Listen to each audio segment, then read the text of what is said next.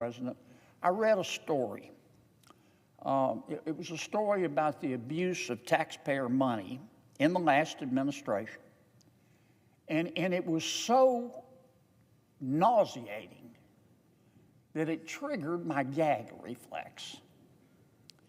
In April of 2024, not that long ago, the EPA under President Biden gave $2 billion in taxpayer money to an organization that had absolutely no experience, that was backed by a very prominent Democratic politician by the name of Ms. Stacey Abrams.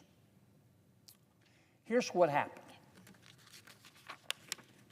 In 2022, as you know, Mr. President, President Biden and my Democratic colleagues passed the Inflation Reduction Act. Not a single Republican voted for it, not one, either in the House or the Senate. We knew at the time that spending $1.2 trillion, that's what the Inflation Reduction Act cost, would only make inflation worse, not better. And even President Biden eventually admitted that the Inflation Reduction Act did absolutely nothing to raise prices.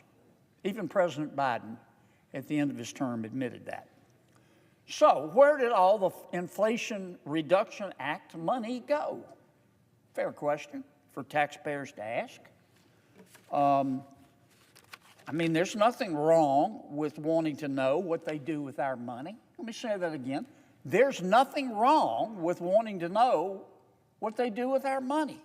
So where did all the Inflation Reduction Act, this $1.2 trillion, go? Well, President Trump and DOGE, the group appointed by President Trump, and the EPA under new leadership, under Mr. Lee Zeldin, have begun to follow some of that money. Now, this is where Ms. Stacey Abrams comes in. I think it's fair to say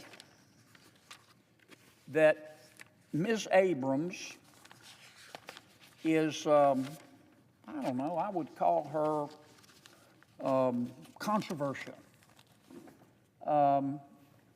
She has the right to believe what she believes. This is America. She has the right to free speech. I'm not criticizing that, even though I disagree with some of what she says.